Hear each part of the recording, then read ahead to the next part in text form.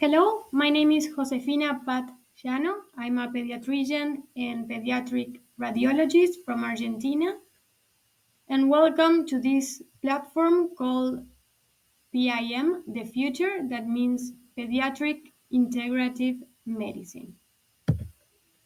So, to start talking about pediatric integrative medicine, first we need to say that the field of pediatrics is at a crossroads. Historically, the conventional solution has favored a disease treatment system that often incentivizes more invasive care and higher cost and approach poorly aligned with the needs of today's children. So, the definition of integrative medicine is a relationship centered care that focuses on the whole person, is informed by evidence, this is very important, and makes use of all appropriate therapeutic approaches, evidence based, complementary, and alternative medicine. So, what are the core guiding principles of pediatric integrative medicine, or normally we now call it holistic medicine? So, holistic medicine universally means good medicine, and it means caring for the whole child in the context of that child's values, their family beliefs, their family system, and their culture in the larger community. So, the core guiding principles is preventive. As we know, medicine is proactive rather than reactive.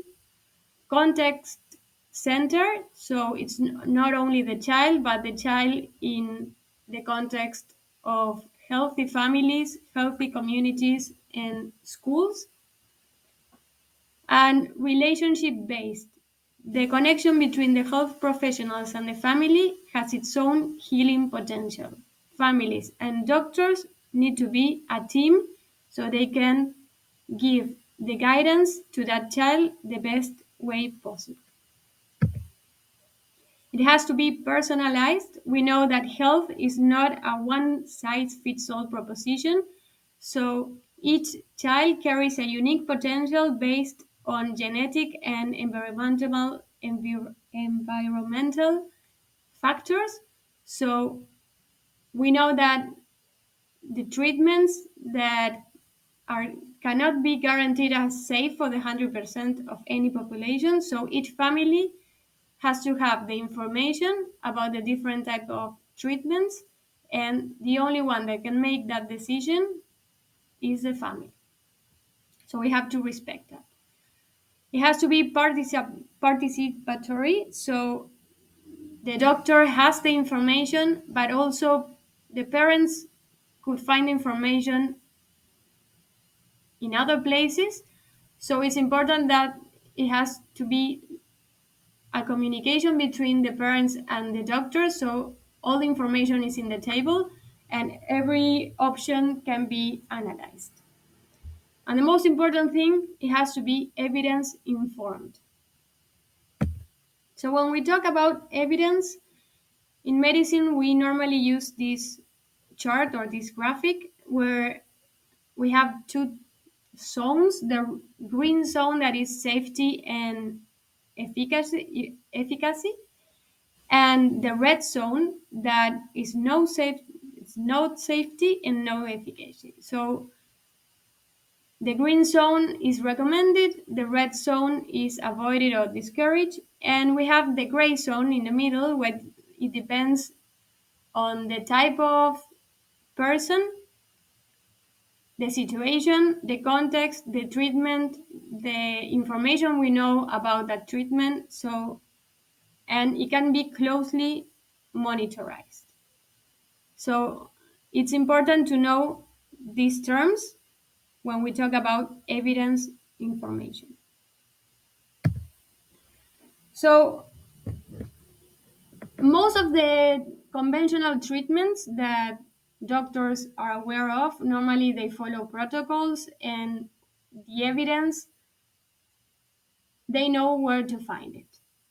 So the problem is when we talk about holistic therapies or complementary therapies or alternative therapies, so the information is not centralized, and people normally get this information through different types of platforms. So, for example, they can get it online, they can get it because a parent had a similar situation with their child and they give their opinion or their suggestion to another parent. Magazines or newspapers, the health food store, they have all that natural products, also can give a lot of information, and a family member, and at the lowest, with less than 30%, we have the pediatricians. So this is something that we need to be aware that most of the patients that they don't or they choose to find an alternative therapy, they don't go to the pediatrician, but they try to find information somewhere else. So pediatricians and other primary care providers who care for children, they need to advise and consult patients and families about relevant, safe, effective, and age-appropriate health services, regardless if they are considered conventional or complementary therapies. One of the aspects or the main thing about pediatric integrative medicine is respect. Respect for the family perspective, for the family values, the cultural beliefs. So for this is very important what we said about it has to be participatory. The parents have to have a good communication with the pediatricians so that the pediatrician have all the information, and also the pediatrician has to be aware of all the different type of treatments that are optional for the child. So the respect is the most important thing. Work together with the parents as a team to try to make this child lifestyle the best as possible. Regarding the complementary therapies, we're gonna get in another class with which are the different complementary therapies, but the pediatrician needs to have the information about them, and in case they are not very confident about giving a complementary therapy, they should refer that patient to someone that has all the information and the experience to treat that patient. But it's important that the pediatrician is in the middle of everything. It has to have the information about everything so that it can do a proper follow-up of the child, and also to see the consequences of using the different types of therapies. So we say it again, to monitor the patient's response to a treatment, it's not only important to do a follow-up of the conventional treatment that that doctor is suggesting, but also the complementary therapies that can enhance that treatment and not compete with that treatment. So the first thing that we need to know is do not do harm to that child. So the follow-up, it's really important. The communication between parents and the doctor is really important so that everyone has all the information and they can evaluate the different therapies. So in conclusion, we say that either way, it's a complementary therapy or a conventional therapy, it always have to be evidence-based. So where do we get this evidence-based information? So we can have it in publications, we can have it in journals, we can have it in professional reviews, articles.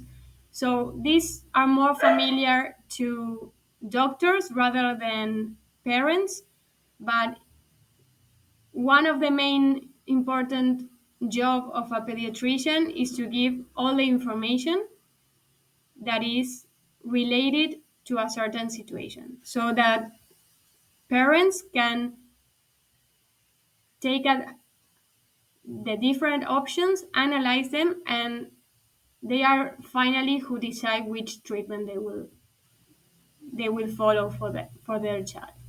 So it's important that they have all the information and that is evidence-based information.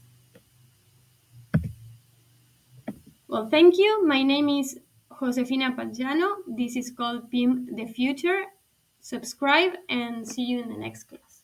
Thank you.